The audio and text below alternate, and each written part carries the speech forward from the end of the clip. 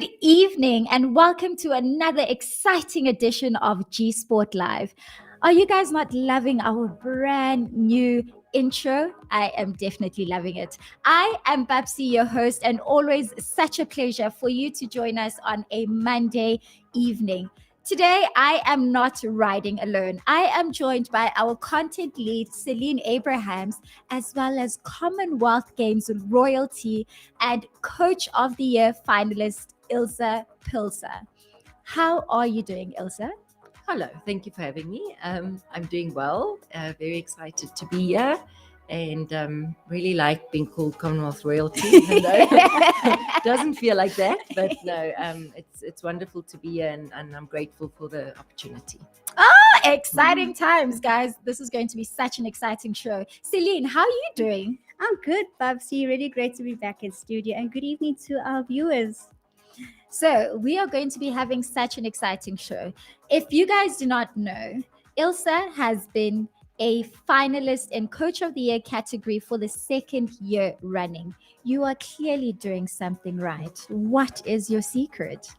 Thank you. I'm excited to be a finalist again. Last year, I was definitely surprised, but very happy. And this year, the same. I think, I bought Johannesburg Gymnastics Centre when I was 21 years old, and that was 23 years ago.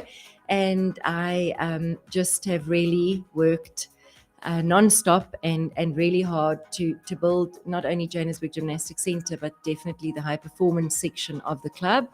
And I've just returned from my 5th Commonwealth Games as coach, and it's exciting for me. It's something I'm really proud of. And the first time I attended a Commonwealth Games was in 1994 as a gymnast, the first year that we were back in and allowed to compete again. Yeah. So it's just, I think gymnastics is absolutely in my blood, and it's what makes me tick, definitely. And I can't imagine my life without coaching and just being able to give back to a sport that has given me so much. A word that I took away from there is excited and proud. So the point of the Momentum G Sport Awards, especially about being a finalist, it's not about winning. Yes, it's great to win. We all know that. But the fact that you are the top 3 in the country is something that we want you to celebrate. And how do you feel about just being in the moment and owning it, owning your success? Yeah, look, I'm really proud to be amongst the top coaches in the country. There are so many good coaches, and we all work really hard. So I can really relate to the sacrifices and everything that goes into achieving success. But for me, it's an extremely proud moment. Just firstly as a woman, but also someone who has, for the last 23 years really just invested so much into sport and into other people's children, and it's something I'm really proud of. And so many of my gymnasts, ex-gymnasts who are former Protea gymnasts, are now doctors and physios and psychologists and just hugely successful people, and many of them coach with me now. And I so this award is not, like you say, it's not about the winning, it's about the recognition. And I'm so grateful just to be recognized for the second year in a row. I didn't expect to even be, in the mix again. And it would be wonderful to win. I'm not going to lie, but it's about so much more for me. And it's about the team of people at the Johannesburg Gymnastics Centre that I have around me, supporting me. So many great coaches, other staff members, and then the gymnasts who are training 25 to 30 hours a week, and who just are so determined and diligent and disciplined. And they make my job so easy. You heard it all, and that's what the power of recognition is about. Now, talking about being disciplined and being determined and training, let's take a recap at the month of August leading newsmakers.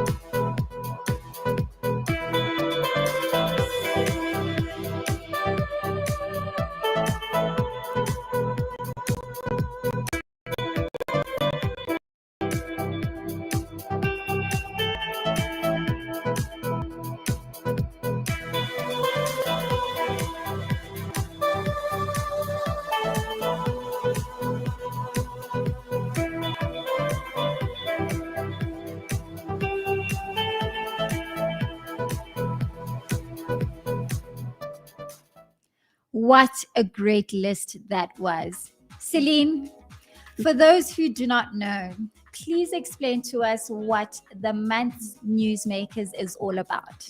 So, Babsie, back in 2019, the G Sport team, we sat together and we thought, you know what? We need to celebrate our women in sport who are achieving things greatly on the international stage as well as on the continent. So we came up with the Newsmakers event, and each month we choose a top 10. Yeah. Now, what I can tell you is that it's very difficult to choose a top 10 because our women are doing so well in the sporting space. So from our leading weekend news, which we do our top 3 every Monday. So now from that list, we need to make 10 newsmakers. It's really an exciting time as well. You know, I wish I could put everyone into that newsmakers, into that monthly newsmakers, but we have to choose a top 10. And, just looking at who we have in this top 10 for the month of August, quite incredible. Our Commonwealth Games athletes actually dominate this list. No, they definitely did. Yes. And we're not trying to single out anyone, but on rare occasions, this is where we get to speak to the coach of one of the athletes who's made the list. Exactly.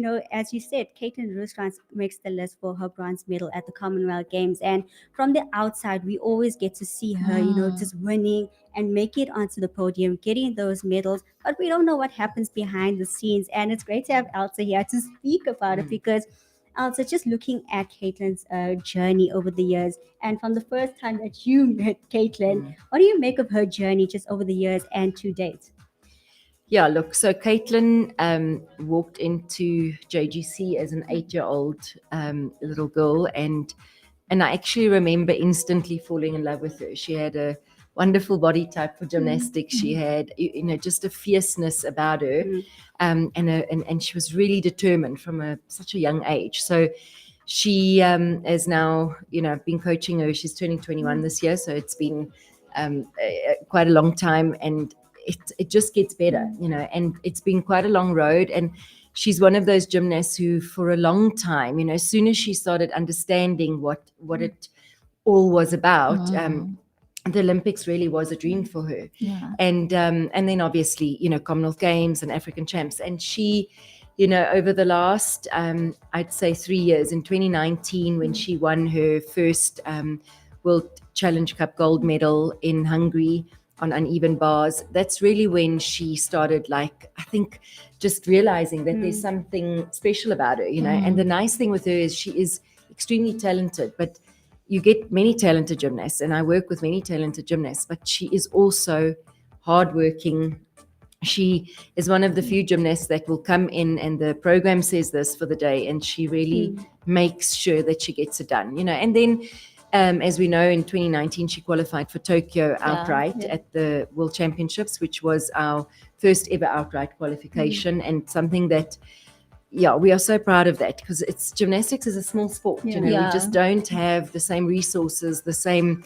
I just think it's not such a big sport, so we have to fight really hard to be able to compete with the rest of the world. If you look at America, China, Russia, the top countries, they've really got unlimited resources and funding, and so for her to have achieved that, and then she went on to Tokyo in 2021 last year to score an international personal best, which it's one thing scoring it at an international competition, but to do it at an Olympics it really is, under that type of pressure, is amazing, and it just shows so much about her character and who she is, and the fighting spirit, and then obviously this year with her, for the first time since 2014, we won the African Championships all around. Look at us. And that is, I'm really proud of the Commonwealth Games medal. I'm really proud of her getting to the Olympics, but you want to be the best in Africa. That's I think, that's where we want to start, because if you're the best in Africa, then slowly but surely you can compete with Europe and the Americas and all of that. So, for her to have won African Championships again with another personal best, which was even better than at the Olympics, it's just testament to how she's improving and also how much she loves performing, and it doesn't mean that she always has a clean competition or it always goes well. It's gymnastics, human. Exactly, but even that, she handles that in her stride and she bounces back. At Commonwealth Games, she had the all-around final was not her best competition. Yeah. And it was bar finals in 2 days' time. And I just said to her, look, it happens. And because she was really disappointed. And she just said to me, like, so bummed. And, and I just said, look, you've got another chance of bouncing back and you can do it. And she qualified in 5th place and then, had a bronze medal on bar. And she had to go up first, which is not easy in gymnastics, So yeah. On that topic of the human element, how do you deal with performance anxiety from a coach's perspective? And also, as a coach yourself, you have a lot of pressure under you. Do you also suffer from that anxiety, or is it something that you deal with your athletes only? No, I definitely suffer from it too. I try and hide it, but look, it's interesting because as a gymnast, you can control what you are doing to a large degree. Obviously, mistakes can happen, but as a coach, you can't control what the gymnasts do. You can make sure that they are really well prepared, and you send them into a competition fit and healthy and strong and happy, which is really what our goal was going into African Champs and Commonwealth Games this year, and we did that. Yeah. But ultimately, they can fall off the beam and they can make a mistake, and you can't control that. But I think what I've just learned with the girls is to say, you know what, it's just another routine. And you've done this so many times, and you've got to really forget about, because Commonwealth Games, Tokyo, we had no one in the audience. African Champs was a very small audience. And then we walked into Commonwealth Games and the arena was people packed. But it was like, and actually the girls said, this is what we love. This is what a competition should feel like. And I think you've got to learn how to manage that, and nerves are a good thing. And I always say that to the girls as well. It's not a bad thing to be nervous, because you need to be able to channel that in the right direction. But for me as a coach, I'll be honest, we've worked a lot with psychologists. We work with a lady called Alison Arnold. We call her Doc Ellie from America. She works with many of the top gymnasts in America as well and across the world. And then also Kirsten van Heerden, who actually traveled to Commonwealth Games with us. She's a psychologist from Durban and was actually at the Commonwealth Games in 2006 as a swimmer. So she's also really helped to just give us some sort of tools to manage that. And at Commonwealth Games, during the warm-up, she would be there and I'd say to her, I'm really nervous. And she'd be like, no, but it's normal and it's okay. And but I think after doing it for so many years, after doing it for 23 years, you really do learn how to be as calm as what you can be under the circumstances. And in the end, it's up to the girls. They've got to do it. And you know what Cass always says to us? Nerves are just excitement waiting to come out. Exactly. So I think that's exactly how it is. And that's how you learn to control those nerves and embrace them, because they're part of who you are. Yeah. And our founder, Cass, was actually on Thabiso Sitola's show. Let's take a listen to her interview and how it went. I think the conversations that personalities such as Kaz and the fights that you are taking to keep the pulse on women in sport alive is an important one for South Africa, in particular on the back of Banyana as well. I remember I was with you at the Union Buildings when they arrived. We should not let this slide. Let's keep the momentum going, because our female sporting colleagues need to be celebrated day in and day out. Yes, Thabiso, and let me take this opportunity actually to appreciate and thank Cass for the work that she's doing in making sure that women that are shining in sport are being recognized. You would know that she's been doing this for the past 17 years, and with little economic help. But now that at least the women in sport are becoming a topic, people are coming to the fore at least to partner with her. But she's doing this, with all the difficulties. Of course, the department has been with her, but it doesn't take away the fact that she took a big sacrifice in making sure that women are really recognized. I really want to take this opportunity to thank her for the work that she's been doing.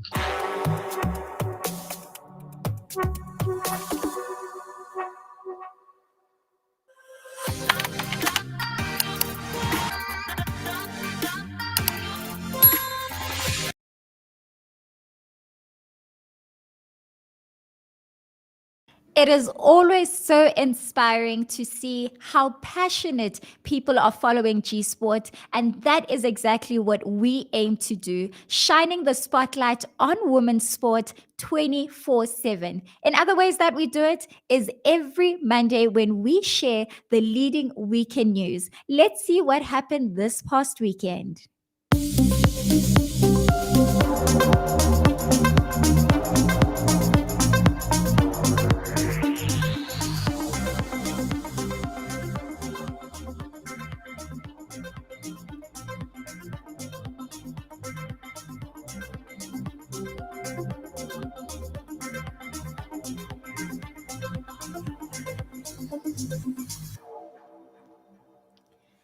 Abracadabra, boom bada boom, I have become Cinderella's fairy godmother. So we have just spoken to Elsa, and right now we are joined by Tumi Mahloko in studio. Welcome. She's another finalist in the Style Star category. Hi, thank you for having me. We are so excited to have you. Are we not, We Celine? are super excited. It's really great to see you and to finally actually meet you in person. We see each other on social media and we connect and we chat, and now we finally get to see you in person. Finally, I'm in studio. Thank you for having me. Oh, we are so excited to have you. Just tell us about the experience of being a finalist at this year's Momentum G Sport Awards. When I got the message that I was like a finalist, I wasn't expecting it because I was so shocked. Really? And it's basically just because I always get nominated for other things like that has to do with netball itself, and we never really think that like people are looking at the way we dress and our type of style that has nothing to do with netball. So to be recognized for something like that, I was just like so excited to be recognized among people like Amanda Dlamini. And I mean, these are people I follow on my social media and I see every day like, geez, she dresses well and whatever. So to be among this kind of people and just to be recognized for something outside of like netball is like exciting, and it's just like yes, you know, To 'cause- show that you're multifaceted, you're not just a one-trick pony. Absolutely. You've got different sides to you, and I think that's what I love about fashion is that Mm. you are able to show off your personality. Mm. How do you take your style and bring it into your everyday life to show off your personality? For me, like style, it's just like if I dress good, then I really feel good for the day. And it even goes back to like the details of my training clothes. Like just beside like anything else, like my training clothes have to match, they have to look proper and stuff. But outside of that, like I dress how I feel. And just going for like grocery shopping is like I need to dress nice because like I suddenly feel good. So it has to do with how I feel and like my personality and just showing who I am outside of like the netball clothes, outside of court. And I'm really like bold person, Yeah. and like I have different sides to me. So sometimes I'll like dress really sporty, but I look really good in a dress as well, and like shorts and like anything else. So just for me, dressing up and exploring styles because I'm very open to that. Like I'm like not like a one style person. Like sometimes I look at something, I'm like, okay, I think it'll look nice on me. Like just like go with it. So I'm very versatile in that Yeah. aspect. So I love that. But a page out of your book that I need to take is dressing up for the grocery shop. I literally just sweatpants, Yes. hoodie. But you know what? You shades. can make it like a whole outfit. Like I would wear like a sweatpants with like a matching hoodie, but like with good sneakers and like shades. And for me, and like just like a almost lazy style, like hairstyle. But that is like the whole fashion point. Like it's different styles. Like I but think- you know what? I actually planned it. So it's not like to be Yes. fancy, Yeah. but just to like look good without trying. Yeah, you Yeah. see, Tumi's going to be my stylist. I was going to say, because for me, lazy style means beanie. What? It means beanie. So in our leading weekend news, Mm. we had Usasa winning Kuksa Mm. the second time running. How do you Absolutely. feel about the importance of such tournaments in molding the talent in netball, where we are able to see USA, Kuksa, TNL, the championships, and Yeah. all of this is leading up to the 23 Netball World Cup? For me, like one thing that I appreciate about my sport in South Africa is that we are we focus on developing, and that's the type of developments that I come from before being a sport puppeteer. And you see it with different tournaments. There's different levels of netball, Yeah. which builds up to another tournament and another tournament, which is good for 2023, and it's good for, like, besides 2023, just like the development of kids. In a sense, there's like it starts from the under 19 Talcom Netball Yeah. Challenge, you know, which are still high school kids. They come into an environment of USA and Varsity Cup, which is like a varsity netball level, and then Yeah. from there they build into, if you're not in varsity, you can still play national champs, you can still play the Talcom Netball League, which are national championships, and from there they scout for the African qualifiers, which is stuff like Spa Pro tiers. So to have that kind of building block, I've seen it with myself. It truly helped me to get into a professional space. And instead of like just jumping from high school straight boom to Spa Pro tier, you don't know what a professional athlete requires. You don't know, because it starts with a high performance athlete. Yeah. You know, it's not just like becoming a professional athlete. It's like it started when I was a high performance athlete, and from that you become like a national athlete. So just to have that building block and that flow, going through that flow is so important. I always mention that it's important not to skip steps. Very It's important. very important not to skip steps, because if you skip a step, you're so overwhelmed in the next step, and it's like you lose everything. Yeah. Because you didn't have the foundation of every single step. So for me, it's so important for people to even recognize that these are the steps, you know, for there to be recognition of going through these steps and being patient enough to eventually get to being a sport puppeteer, which I'm hoping it's a dream for a lot of people, you know, because it's been a dream for me for a long time. I can imagine representing your country. Exactly. Must be Mind-blowing. something so exciting. Mind-blowing. Representing your country comes with a lot of pressures in life.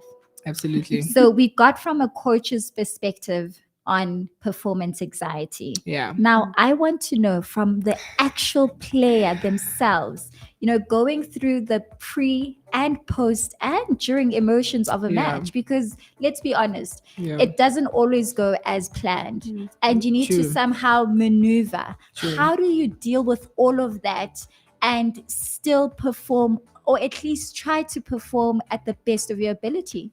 Absolutely. Like for me, it's like you said, there's definitely performance anxiety, and I definitely get it, because I'm a person that deals with anxiety even besides that.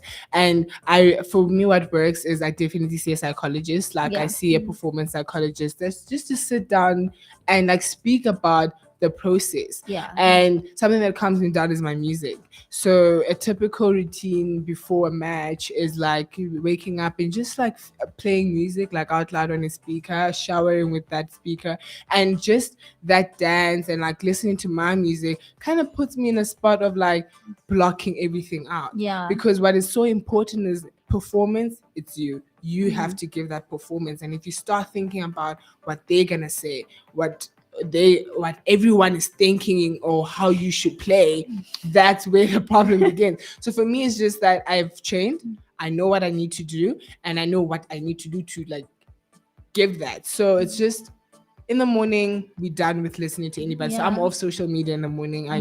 It's just me and my music all the way until after the game, and even post the game, because sometimes you really feel like you didn't perform well, and people can be brutal, especially on Very. social media. So I'm not the comment section girl. And do you know what helps? Having people to support you in the Yeah. corner. I mean, we've got the USA's social media manager, Yeah. who gave such a special message on how the ladies performed. Yeah. Let's take a look at that. Everyone, my name is Shani Valencia and I am a social media manager. I was recently the head of media for University Sports South Africa during the 20th Quicksa Games that were held in Malawi.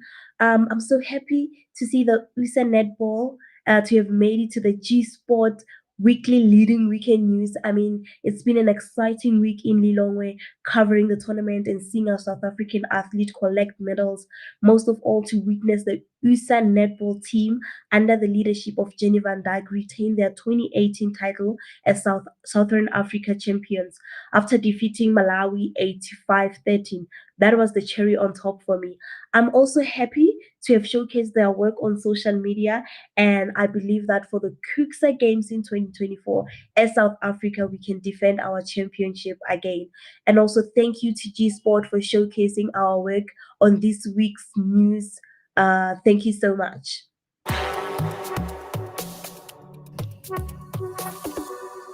That was Valencia Sishwene, the social media manager of USA. How are you excited and how do you feel about the performance of the ladies at this year's Kuksas?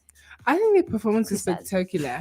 Their performance is spectacular, and just seeing the team, I expected it, to be honest, because these are like most of the players that were in the team. I've played with them. I've been in a team with them, so I know what type of teammates they were and what their goal was. And going to the Cooks, I was just excited for them to come back home with gold, because for me especially, like, gold has been a highlight. So seeing their performance and see what the girls have been doing, again, it's such an opportunity for them to showcase their talent. You know, a tournament is always an opportunity to showcase your talent, and to leave with a gold medal is the cherry on top. So seeing them come back home with that from Malawi was great, and especially after African qualifiers just getting gold as well, and then we go to Kuksa, we get gold. So I say it's been such a golden year, and to see them just keep up with that standard was like, I was like so proud of them. Word of the day, golden year. Yes. Word of the day, golden year. Yes. As we count down to the 2022 Momentum G Sport Awards. Celine, are they ready?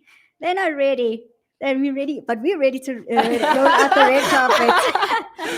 We are so ready to celebrate every woman, and like I said, the process, like you said about the whole process, the process is not really about the destination, but it's about Absolutely. accepting of where you are, owning your success, and being proud of yourself of those different milestones, because nobody actually understands what it took to get you there.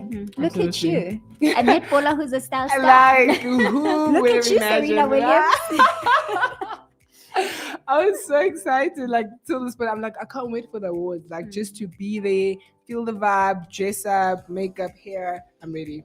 No, we are definitely counting down to this year's Momentum G Sport Awards. So let's throw forward to what you can expect to this week before we get too excited about the awards. Celine, let us know, what can we expect in this week's newsletter? We have an exciting newsletter coming up. It's our leadership edition, and we are shining the spotlight on a very young girl. She's a table tennis star coming out from the Eastern Cape. So she's one of the stories that we have in the newsletter. So as we've been talking about development and shining the spotlight on our young stars. So this is the opportunity. That's the aim of our newsletter, to shine the spotlight on those who don't get the coverage. So that's coming out, and then we have Twitter Space Thursday. Yeah, before you go to Twitter Space Thursday, guys, if you haven't signed up for newsletter, what are you waiting for? Sign up for our newsletter. That's where you get all of this great content from. You just go onto the G Sport website, sign up, because it's for what? Hashtag members only. Wednesday is our favorite day of the week. And then, like Celine had led us. Sorry, English had left. Celine had led us to Twitter Space Thursdays. Let's just take a recap at what happened in last week's space. Akona, a very good evening and welcome to the space as well. Good evening, Karabo, and thank you for having me. It is a great honor to be amongst these phenomenal women already. Right. And people go on to say that women cannot support one another. What is this? What is G Sport showing us about women supporting one another? You know, Karabo, after last year, I gained sisters that I've never even known. I've gained sisters from the G Sports Awards last year. So what G Sports is doing is basically bringing sisterhood amongst ourselves, because you would see people who are doing ice skating, and I am always in the field of play, like doing football. But when we meet together, share our experiences, you feel that, you know what, I have sisters in a different sporting code who shares the same values and the same vision with me, who wants to continue fighting in the male-dominated sports. So G Sports is doing an amazing job for celebrating women in sports, for encouraging us to also celebrate ourselves and also celebrate each other. So this is basically what G Sports is doing for us as women in sports. And as G Sport, we will continue shining the spotlight on women's sport, shining and making sure that people shine in their respective places and creating that sisterhood. Am I right, Celine? It's all about the sisterhood. We are literally holding each other's hands through this life of sport, and we're making sure that we are backing each other up and owning our success. We are cementing ourselves. We are so excited about this year's awards. Like I said, guys, Wednesday is our favorite day of the week. Do head on over to our website to sign up, because you do not want to miss out on this great content on unearthing new talents and sharing other stories and growing stories of the current athletes and administrators within the sporting industry.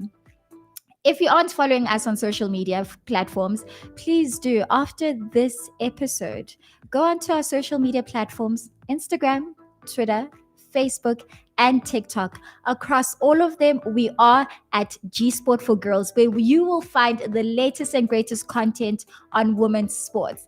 So we are slowly counting down to the 2022 Momentum Awards. We are as excited, and we hope that you are just as excited as we are. Voting is finally closed, so it's going to be tightly contested across the 20 categories. So, Tumi, hold that hat on tightly. Listen, I'm crossing my fingers, my toes, everything. No, thank you so much for joining us. We will be back next week with another exciting episode. I am your host, Babsie, signing out.